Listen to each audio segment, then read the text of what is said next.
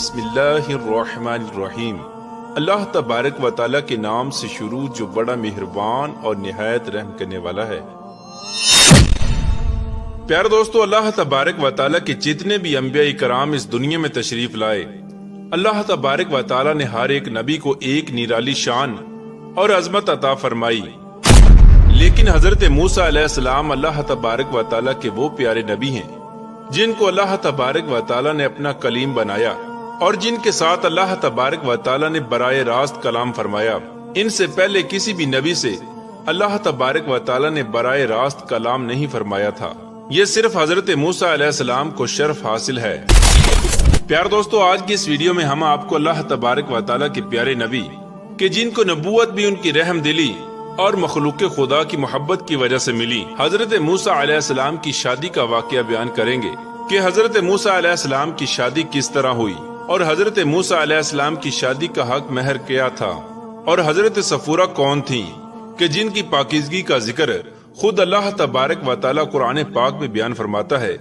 پیار دوستو، ان تمام تر سوالات کے جوابات قرآن و حدیث کی روشنی میں آج کی اس ویڈیو میں ہم آپ کو بتائیں گے، لہٰذا آپ سے گزارش ہے کہ ہماری اس ویڈیو کو اینڈ تک ضرور دیکھیے گا۔ پیار دوستو، مصر کے اندر ایک ایسی قوم آباد تھی جو کہ تعداد میں بہت زیادہ لوگ تھے، جن کو قبطی قوم کہا جاتا ہے۔ یہی وہ لوگ تھے جنہوں نے سب سے پہلے فرعون کو اپنا خدا مانا۔ روایات میں آتا ہے کہ حضرت موسیٰ علیہ السلام ایک مرتبہ کہیں سے گزر رہے تھے کہ آپ نے دیکھا کہ دو شخص آپس میں جھگڑا کر رہے ہیں۔ ان میں سے ایک شخص حضرت موسیٰ علیہ السلام کا ماننے والا تھا اور دوسرا فرعون کا ماننے والا تھا، یعنی ایک بنی اسرائیل کا مسلمان تھا اور دوسرا قبطی جو کہ فرعون کو اپنا خدا سمجھتا تھا۔ فرعون کا ماننے والا شخص حضرت موسیٰ علیہ السلام کو ماننے والے شخص پر ظلم کر رہا تھا کہ حضرت موسیٰ علیہ السلام کو ماننے والے مسلمان نے حضرت موسیٰ علیہ السلام کو اپنی مدد کے لیے پکارا۔ حضرت موسیٰ علیہ السلام اس شخص کی مدد کے لیے آگے بڑھے اور اس قبطی کو ایک زوردار مکہ مارا، جس کے نتیجے میں وہ وہیں پر ہلاک ہو گیا۔ حضرت موسیٰ علیہ السلام نے جب یہ دیکھا کہ وہ شخص مر چکا ہے تو حضرت موسیٰ علیہ السلام فرمانے لگے، یہ تو شیطانی عمل ہے۔ اس کے بعد حضرت موسیٰ علیہ السلام اللہ تبارک و تعالیٰ کی بارگاہ میں معافی طلب کرنے لگے اور اللہ تبارک و تعالیٰ نے حضرت موسیٰ علیہ السلام کو معاف فرما دیا۔ چنانچہ اسی دوران اس قتل کی خبر فرعون کے محل تک پہنچ گئی۔ حضرت موسیٰ علیہ السلام کے ہاتھوں ہلاک ہونے والا شخص چونکہ فرعون کا چاہنے والا تھا، لہذا فرعون کو جب اس بات کی خبر ملی تو فرعون آگ بگولا ہو گیا اور اس نے یہ حکم جاری کیا کہ حضرت موسیٰ علیہ السلام کو تلاش کیا جائے اور معاذ اللہ ان کو شہید کر دیا جائے۔ چنانچہ فرعون کا یہ حکم سنتے ہی فرعون کے لشکر حضرت موسیٰ علیہ السلام کی تلاش کے لیے نکل پڑے۔ یہ خبر سنتے ہی ایک شخص جو کہ حضرت موسیٰ علیہ السلام سے محبت کرتا تھا، وہ دوڑتا ہوا حضرت موسیٰ علیہ السلام کی بارگاہ میں حاضر ہوا اور حضرت موسیٰ علیہ السلام کی خدمت میں حاضر ہو کر عرض کرنے لگا کہ اے حضرت موسیٰ علیہ السلام، بے شک فرعون نے آپ کو قتل کرنے کا حکم دیا ہے اور فرعون کے حواری آپ کو تلاش کر رہے ہیں، لہٰذا میں آپ کا خیر خواہ ہوں اور میں یہ چاہتا ہوں کہ آپ جلد از جلد مصر کو چھوڑ کر کہیں اور روانہ ہو جائیں۔ چنانچہ اس شخص کی بات سنتے ہی حضرت موسیٰ علیہ السلام نے مجبوراً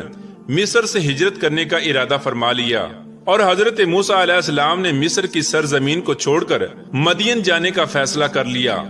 مدین وہ مقام تھا جہاں اللہ تبارک و تعالیٰ کے برگزیدہ نبی حضرت شعیب علیہ السلام موجود تھے۔ مدین ایک صحرائی بستی تھی جو کہ فرعون کی سلطنت کی حدود سے باہر تھی، لہٰذا حضرت موسیٰ علیہ السلام مصر کو چھوڑ کر مدین کی طرف روانہ ہو گئے۔ جب حضرت موسیٰ علیہ السلام مصر سے مدین کی طرف روانہ ہوئے تو اس وقت آپ کے پاس نہ تو کوئی سواری تھی اور نہ ہی کوئی زیادہ راہ تھا۔ اس سفر کے دوران حضرت موسیٰ علیہ السلام نے گھاس اور پتے کھا کر گزارا کیا۔ مصر سے مدین تک کا سفر حضرت موسیٰ علیہ السلام کی زندگی کا سب سے مشکل ترین سفر تھا، کیونکہ حضرت موسیٰ علیہ السلام اس راستے سے واقف نہ تھے اور نہ ہی آپ کی کوئی رہنمائی کرنے والا تھا۔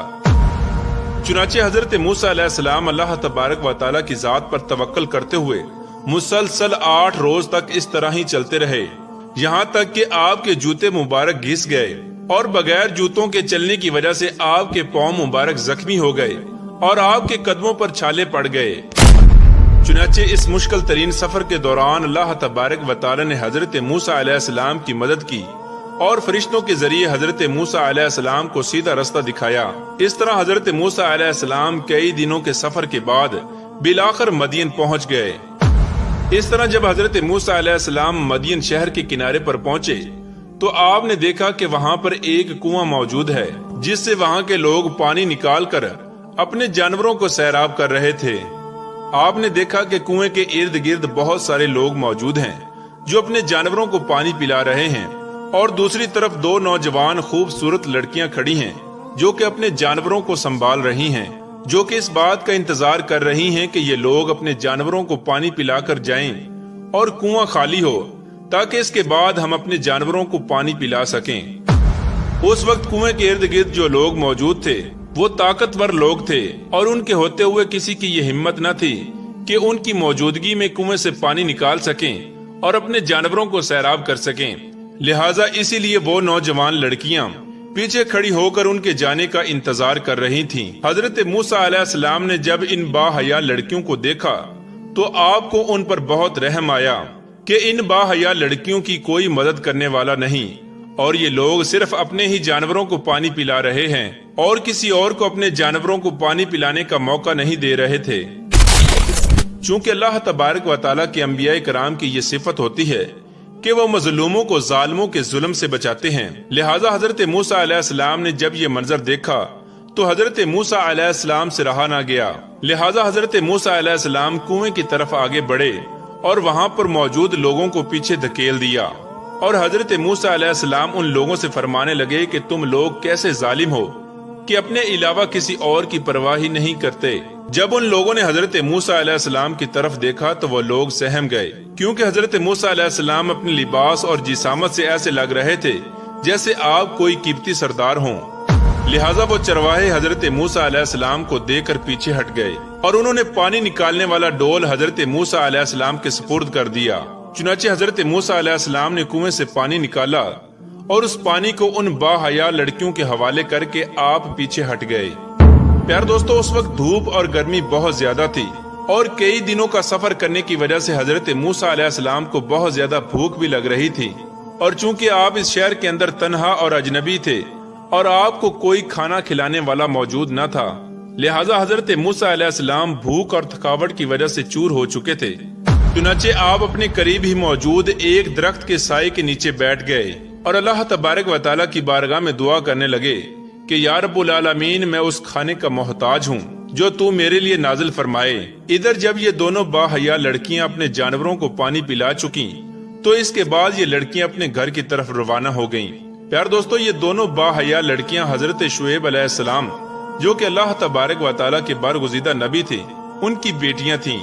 جب یہ دونوں باحیا لڑکیاں عام دنوں کی نسبت جلدی گھر واپس آئیں تو حضرت شعیب علیہ السلام ان سے پوچھنے لگے کہ آج جلدی واپس آنے کی کیا وجہ ہے؟ تو یہ دونوں لڑکیاں عرض کرنے لگیں کہ آج کنویں کے پاس ایک نیک شخص ملا ہے جس نے ہماری مدد کی اور جس کی وجہ سے آج ہم جلدی واپس آ گئیں۔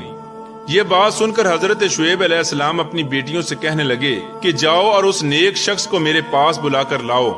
چنانچہ ان دونوں لڑکیوں میں سے ایک باحیا لڑکی با پردہ ہو کر شرماتے ہوئے حضرت موسیٰ علیہ السلام کو بلانے کے لیے روانہ ہو گئیں، اور وہ حضرت موسیٰ علیہ السلام کے پاس پہنچ کر کہنے لگیں کہ میرے والد آپ کو بلا رہے ہیں تاکہ آپ کو اس کام کی مزدوری دیں جو آپ نے ہماری مدد کی ہے۔ پہلے تو حضرت موسیٰ علیہ السلام نے ان کے ساتھ جانے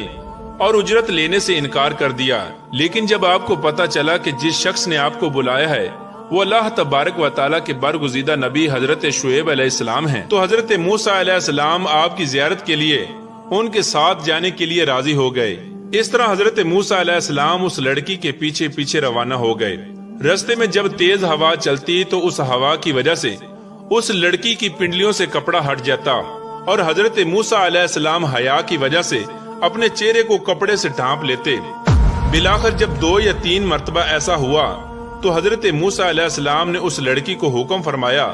کہ آپ میرے پیچھے پیچھے چلیں اور پتھر کے اشارے سے مجھے رستہ بتاتی چلیں۔ لہٰذا وہ باحیا لڑکی حضرت موسیٰ علیہ السلام کے پیچھے ہو گئی اور پتھر کے ٹکڑے پھینک کر حضرت موسیٰ علیہ السلام کو رستہ بتاتی رہی، یہاں تک کہ حضرت موسیٰ علیہ السلام حضرت شعیب علیہ السلام کے مکان تک پہنچ گئے۔ حضرت موسیٰ علیہ السلام کو دیکھ کر حضرت شعیب علیہ السلام بہت خوش ہوئے اور آپ کا استقبال کیا اور اپنی بیٹیوں کو حکم دیا کہ کھانا تیار کرو۔ جب کھانا تیار ہو گیا تو حضرت شعیب علیہ السلام حضرت موسیٰ علیہ السلام سے فرمانے لگے کہ ہمارے ساتھ بیٹھیں اور کھانا تناول فرمائیں۔ حضرت شعیب علیہ السلام کی یہ بات سن کر حضرت موسیٰ علیہ السلام معذرت کرنے لگے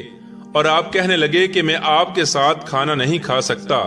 میں اللہ تبارک و تعالیٰ کی پناہ چاہتا ہوں کہ کہیں یہ کھانا اس بات کی اجرت نہ بن جائے جو میں نے اللہ تبارک و تعالیٰ کی رضا کے لیے کیا ہے۔